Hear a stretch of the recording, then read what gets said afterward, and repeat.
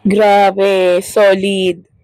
Kitang-kita talagang butil-butil siya, hindi siya durog at hindi siya masabaw.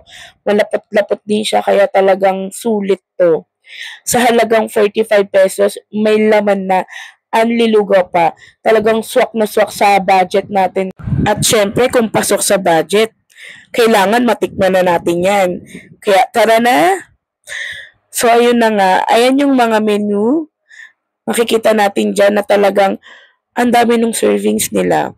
At ang lalaki ha, in fairness. At kung mapapansin nyo, ang dami na ring sticker kasi marami na rin talaga nagpunta para matikman to dito sa may Caloocan.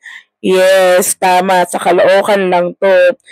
Maraming lugawan sa Caloocan, sa may monumento. Pero ito, mapapansin mo talaga siya kasi ang lalaki ng mga, ang lalaki kasi ng mga signages nila doon.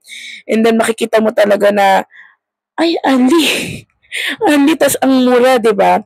So ayan nga, makikita nyo na talagang ang lapot niya. Hindi siya masabaw at talagang makikita mo na butil-butil siya. Ayan yung serving ng tokwat baboy.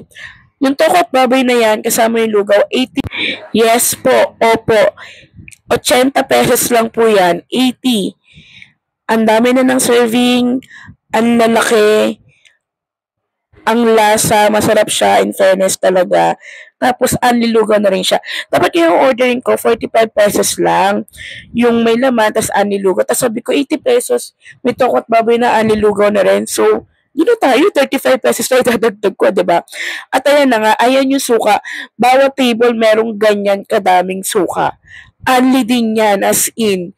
Kung makikita nyo talaga, templado siya, ang dami ng timpla niya at ang dami ng pipino, in fairness. Masarap yung suka, promise. Walang halong echos. So, ayan na nga, nilagyan ko na siya. Grabe, alam mo, alam nyo, ang lutong nung liempo. Liempo ba yun? So, ayun na nga. Tikman nyo na rin na. Dito lang yun sa may Caloocan. Ng palatandaan sa may Mercury. And then, ayan, makikita nyo yan. Yung pangalawang lugawan. Makikita nyo naman yan kasi lalaki ng mga signages nila doon eh. Ayun yung tinutukoy ko na ang lalaki. So, kapag napadaan ka, talagang pupukaw ng mata mo to.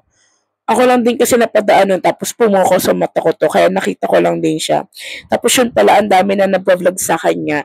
So, hindi ko lang siguro napapanood, hindi na napapadaan sa FYP ko, ganun, pero buti na lang talaga nadaanan ko siya. So, ayan, tikman na!